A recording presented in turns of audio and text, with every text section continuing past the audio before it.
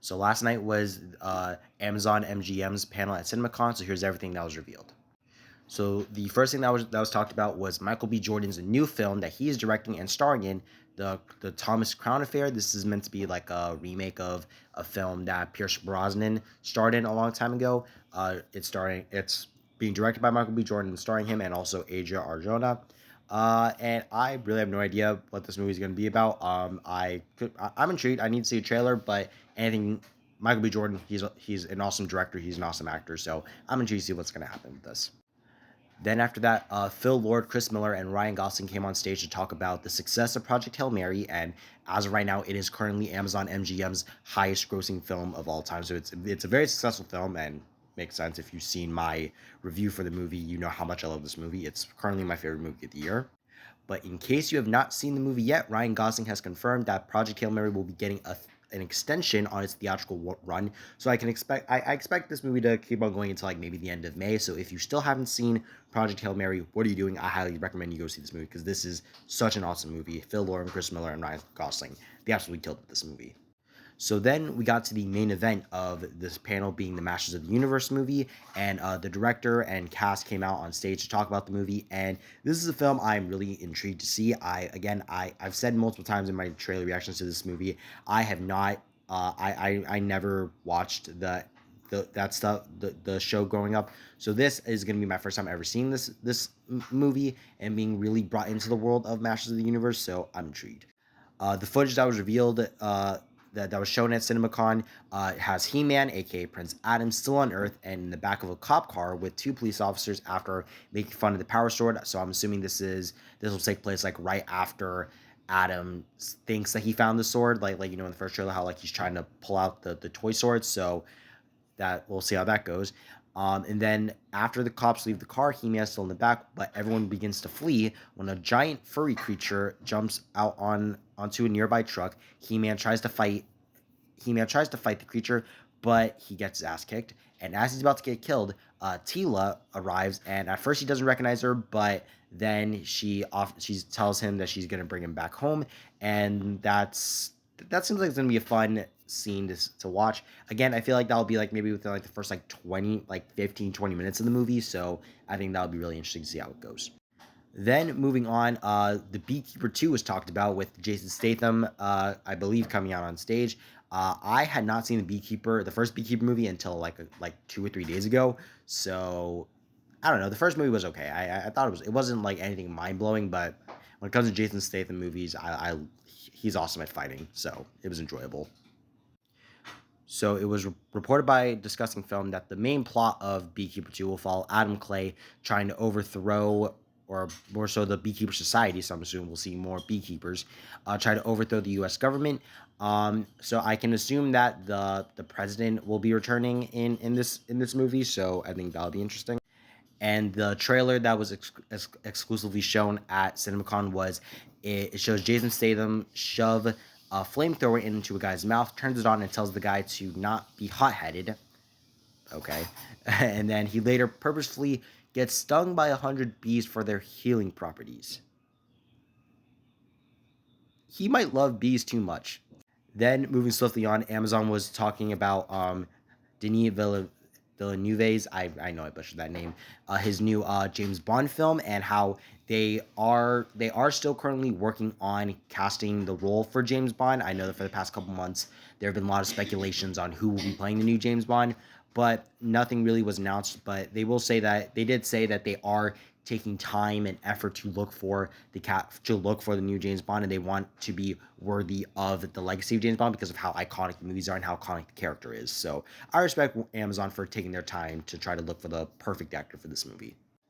Now going into some very quick fire projects that were talked about.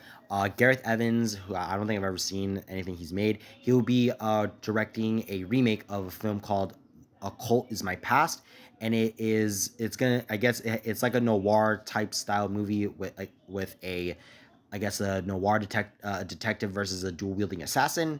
Sounds interesting. The Sheep Detectives movie was talked about a little bit. For those who don't know, this is a film that stars Hugh Jackman and follows his sheep who investigate his murder. Yeah. Then after that, Mahershala Ali and director Bazem Tariq came out on stage to talk about their new movie, Your Mother, Your Mother, Your Mother, which follows Mahershala Ali, who plays a hitman who tries to keep his life balanced as a hitman while also trying to maintain his faith and also trying to be a good father. From what it sounds like, sounds like a gritty action thriller, and anything with Mahershala Ali, I know I'm probably gonna enjoy. So we'll just see what I'm gonna need a trailer. I'm gonna need a trailer, but we'll see how it goes. Then there was a trailer that was exclusively shown for a movie called Verity, starring Anne Hathaway, Josh Hartnett, and Dakota Johnson. Apparently it's being described as something in the vein of The Housemaid and The Girl on the Train, a very twisty, erotic, female-led thriller. Okay. After that, David Leitch, the director of The Fall Guy and the co-director for the first John Wick movie, came out on stage with Pete Davidson to talk about their new movie, How to Rob a Bank, which stars Nicholas Hoult, Pete Davidson, Zoe Kravitz, and Anna Sawai, and follows a group of influencers who film how-to videos about how to rob banks for YouTube. I have no idea how this will seem, but I'm gonna need a trailer for it because it seems like it's gonna be like a comedy film. So I don't know. We'll just see how that goes. Then the big one, the big reveal that everyone was waiting on, Spaceballs 2, or has been officially titled for Spaceballs, the new one. I have still never seen Spaceballs. I've only seen the first like a clip of the first movie, but it seems like a very comedic parody film. And with me, I'm 50-50 when it comes to parody films, so I'm gonna need to see a trailer for this. But from what I've seen, Spaceballs 1 was a lot more of a Star Wars A New Hope parody with, there you go, with Rick Moranis playing the Darth Vader parody, Dark Helmet. Josh Gad, Louis Pullman, Daphne Zuniga, and Bill Pullman came out to talk about the movie.